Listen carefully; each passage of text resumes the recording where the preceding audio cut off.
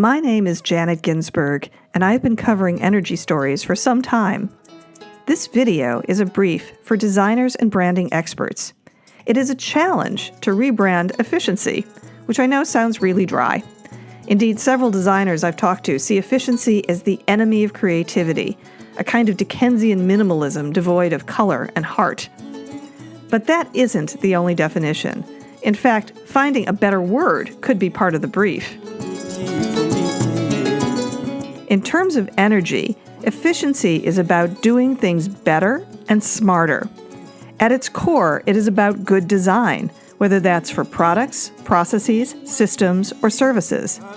It is absolutely not about belt-tightening or sacrifice, but rather about unlocking abundance.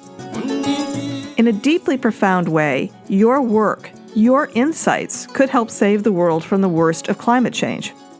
Okay, that's a really tall order, so first a little background.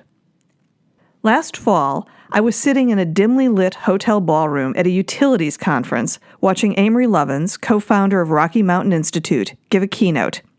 He put up a graph that charted energy use over the last 40 years, and in the data, I saw real hope. Since the 1970s, gains in efficiency in the U.S. have played a major role in helping to reduce fossil fuel use by about half of projections, which is completely amazing.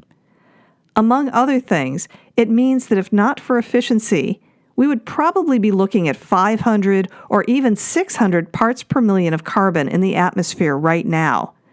That's worst-case climate change.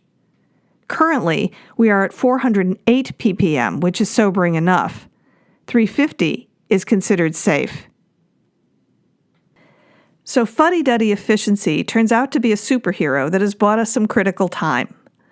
Clean energy, solar and wind, are of course really important, as are better batteries for energy storage.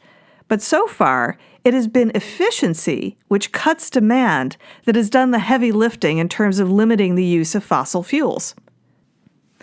I bet you didn't know that. Most people don't know that. Even I, who've been looking at these issues for a long time, didn't really appreciate the implications.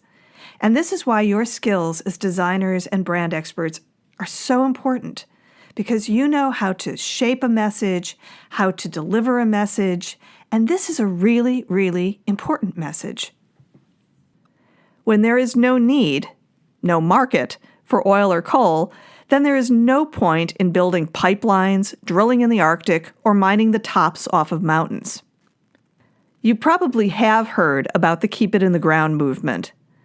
The idea here is to undermine the value of fossil fuel companies by encouraging a mass sell-off of their stocks. Over the last couple of years, trillions of dollars have been divested by universities, foundations, pension funds, sovereign funds, and companies. Many institutions that have divested have also made a lot of noise about switching to clean energy, which is great. If they made as much noise about investing in efficiency technologies, that would be even better. Not only would savings drop to their bottom lines, but their commitment would provide a powerful model for the rest of us. It should be no surprise, then, that supporters of the coal and oil industries aren't big fans of efficiency. They would like to see programs such as EPA's Popular Energy Star cut. Over the last 25 years, Energy Star, which incentivizes manufacturers to produce better appliances, has saved American consumers a staggering third of $1 trillion, as much as $30 billion in a single year. Efficiency standards for cars and trucks are also in the crosshairs. But as the costs of electric vehicles start to really tumble by the 2020s, that may not matter as much. Even today, a Tesla X SUV can go nearly 8 times the distance on the energy equivalent of a gallon of gas compared to the average car circa 1973. That was the year of the Arab oil embargo that saw prices at the pump quickly spike by more than 50%.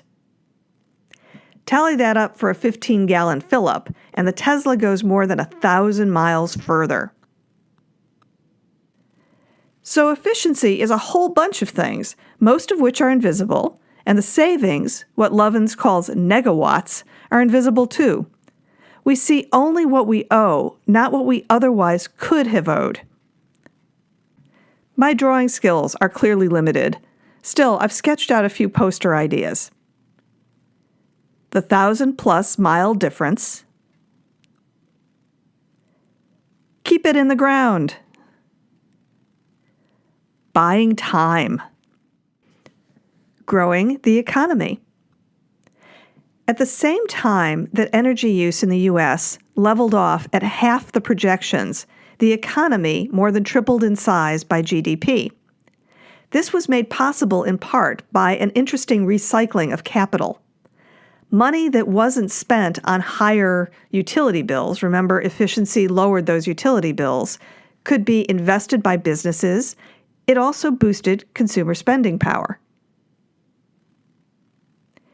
Integrative design.